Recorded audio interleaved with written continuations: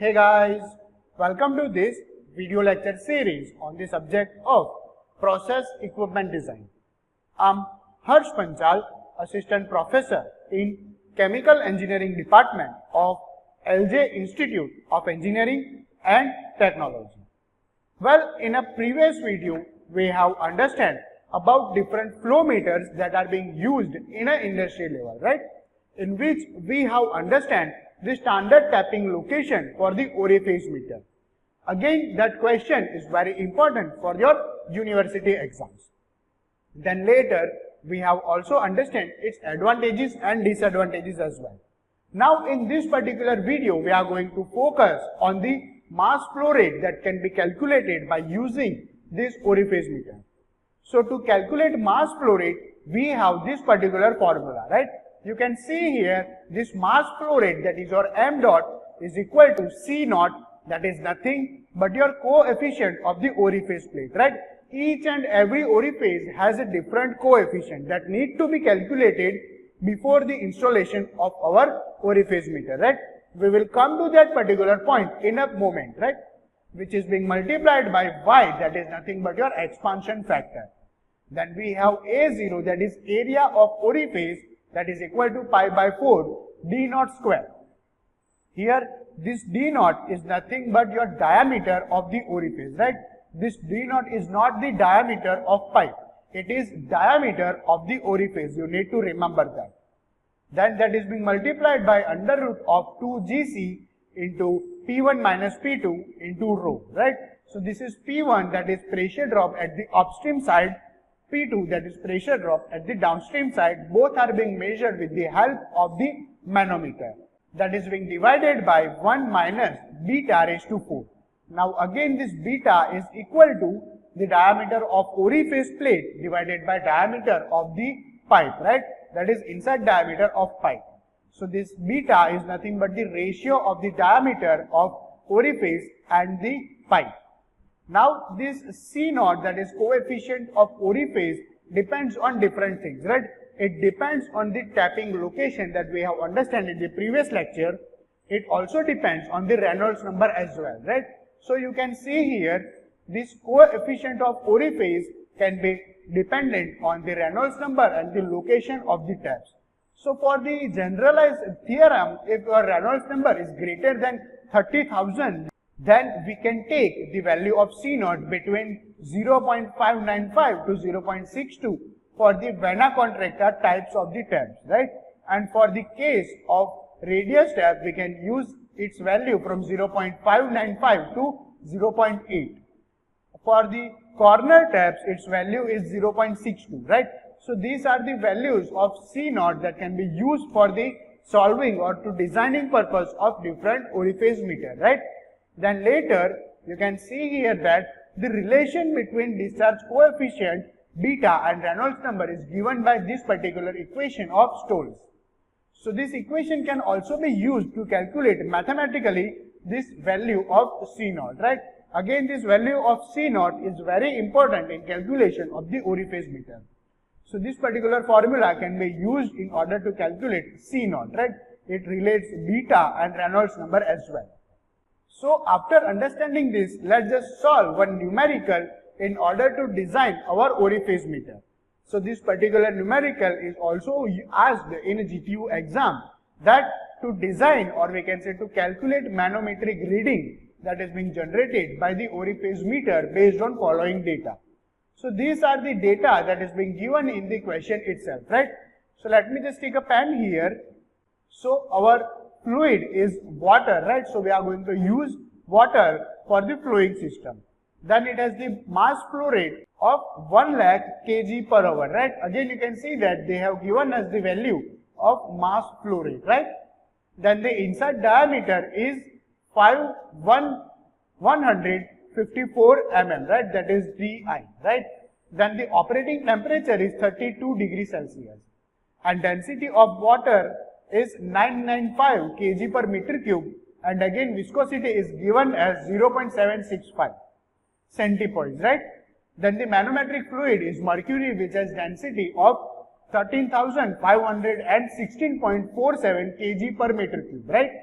And And they have also instructed us to take the beta value as 0.5 and C naught to be 0.6055. So we need to calculate the manometric reading, right? So for that we require delta P, and this delta P can be used, or we can say can be calculated from the equation of the mass flow rate, right? So let's just try to solve this particular sum. So in order to calculate this mass flow rate, or we can say pressure drop, here you can see that we require this pressure drop in order to calculate the reading of manometer. So if we make this delta P subject and solve this particular sum, particular equation, we can have the value of delta P. But to doing so, we required here the value of beta and the value of area, right? So our first task is to calculate the diameter of orifice plate, since it can be calculated by using this particular equation. So the value of beta is given to be 0.5, that is equal to diameter of orifice, that need to be divided by diameter of our pipe, that is inside diameter of the pipe. So our inside diameter of pipe is 154 mm, right? So our ultimate answer of D naught, that is diameter of orifice, will be also in terms of mm. So if we do these maths, then we will have 77 mm of diameter of the orifice, right? So now our next task is to calculate the Reynolds number based on this pipe, right? That is d v rho by mu, right? Again, to calculate this Reynolds number, we do not have velocity, but in order to replace this velocity, we can use this particular formula of the continuity equation, that is mass flow rate is equal to density, velocity and area, right? So if we do this maths here, then we can replace velocity by mass flow rate divided by density into area. So d rho divided by mu into velocity is equal to mass flow rate rho into area. So rho will get cancelled out. So ultimately we will have as diameter into mass flow rate divided by viscosity, and again this is the area, right? That can be calculated by the formula of pi by 4 into d square. So again one d will get cancelled out, and ultimately we will have Reynolds number is equal to m divided by mu, pi and d. So this 4 will on the upstream side. So 4 into mass flow rate divided by pi mu d. By using this, we can calculate the Reynolds number, which will be approximately greater than 30,000, right? So we can use the formula in order to calculate the mass flow rate. So we can use this particular formula in order to calculate mass flow rate. So you can see here, we have all the values here. Mass flow rate was given to be kg per second, kg per hour, that need to be converted into the terms of seconds. So this is why I am dividing it by 3600. That is equal to C naught, that we need to use, that is being given in the question. That is being given in the question itself, that is equal to 0.6055, right? So C naught value is equal to 0.6055. Now value of y we will take as 1, because the value of expansion factor is equal to 1 for all the liquids, right? So value of y is equal to 1. Then area of our orifice is equal to pi by 4 d naught square, that is diameter of orifice, and under root of 2 times gc, that is 1 delta p, and density of our fluid, that is 995, right? 995.026, right? That need to be divided by 1 minus beta, that is given in the question itself, 0.5 raised to 4, right? So if we do this maths, instead of this d naught, here we need to use diameter, or we can say diameter of orifice, that is 77 mm, right? That need to be converted into meter as well. So that is equal to 0.077 meter, right? And if we do this maths here, so we will ultimately have answer of delta P, that is equal to 45722.06 Pascal. That is equal to 45.722 kilopascal, right?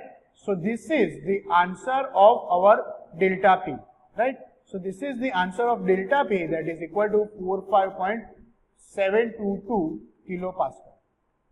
Now we require to calculate the manometric reading. So how do we can calculate this manometric reading? Well, simply our pressure, that is delta P, is equal to rho GH, and this H is height of manometer that we require to measure, right?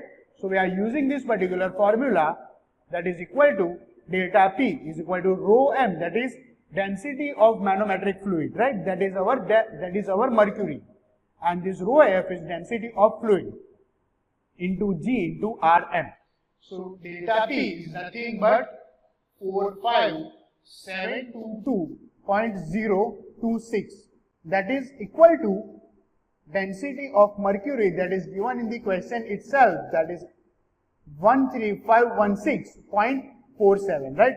So let me just write down here 13516.47, that need to be divided by density of water, that is 995.026.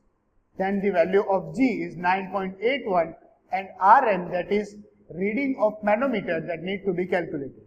So if I make Rm as a subject, then I will have my answer in terms of meter of Hg, that is mercury.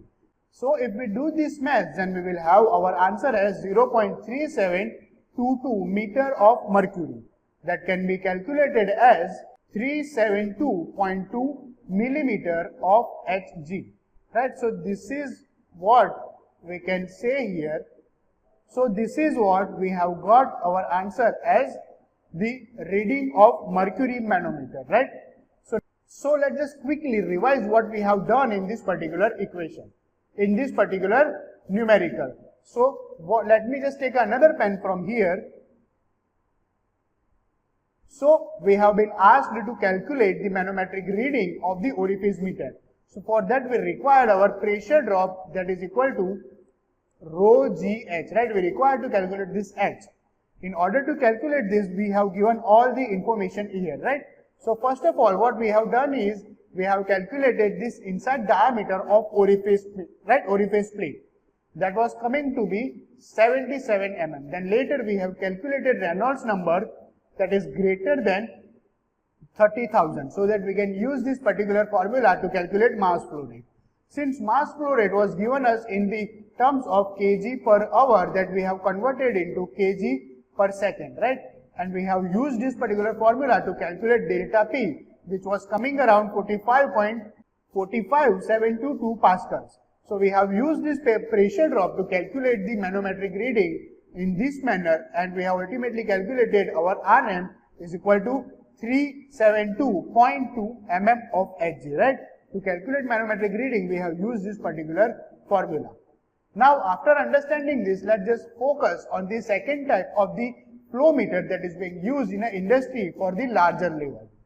That is being used in an industry to measure the flow rate, or specifically volumetric flow rate. That is the rotameter. As you can see here, this is the design of our rotameter. It basically consists of one float that actually lifts up when the flow of fluid passes through it, right? And it indicates the volumetric flow through this particular piping section. So we have to attach one piping segment here in the downstream side and on the upstream side as well. So when the gravitational force will be balanced by this particular flow of fluid, then this float will be flowing on this segment, right? And ultimately we will have the reading of the volumetric flow rate on this scale. So you can see here, rotameter is used to measure the flow of the liquid and gases as well. It basically consists of a trapped tube with small diameter at the bottom. So you can see here, it basically consists one trapped tube. This is the trapped tube. It can be made by the plastic material or polymer, or even with the glass material as well, right? So which has a small diameter at the bottom part. So as the flow of fluid will flow from this particular piping segment, it will lift up the flow rate up till the balance of the gravitational force is made up, right? So the tube consists of a freely moving float which rests on a stop at the base of the tube, right? So when there is no flow of fluid, this particular float will be resting at the bottom position. When fluid is flowing through this float rises until its weight is being balanced by the thrust of the fluid.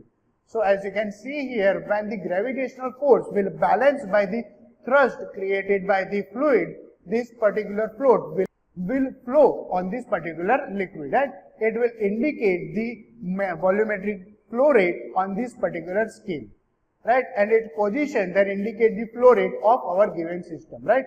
So the rotameter are basically designed to measure the flow rate of liquid in certain range, like 5 meter cube per hour to 50 meter cube per hour. So this particular rotameter can measure minimum of the 5 meter cube to 50 meter cube per hour of the flow rate.